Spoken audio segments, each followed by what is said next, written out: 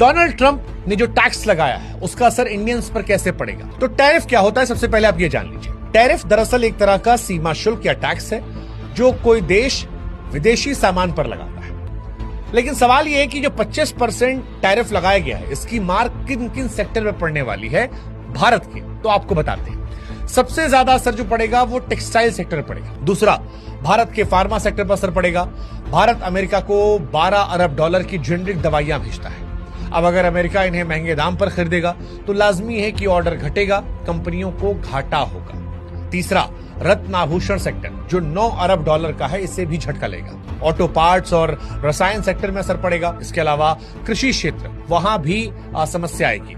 अब अगर बात आम आदमी की जाए हिंदुस्तान के अंदर, तो आपकी जेब पर भी साहब असर पड़ेगा ट्रंप साहब के फैसले से। टैरिफ के चलते जब भारत का एक्सपोर्ट गिरेगा तो लाजमी है कि रुपए की कीमत डॉलर के मुकाबले घट जाएगी। जब रुपया कमजोर होगा तो पेट्रोल और डीजल जैसे आयातित सामान जो है वो महंगे होंगे और इसका सीधा असर जो है वो आपके मोबाइल, गाड़ियां, किराने या सब्जियों पर भी पड़ेगा। दूसरा बड़ा असर जो है वो नौकरियों पर जाएगा, अर्थव्यवस्था पर भी असर पड़ेगा। एक अनुमान जो निकल कर आ रहा है वो ये है कि 61,000 से 72,000 करोड़ का नुकसान होगा। तो जीडीपी में भी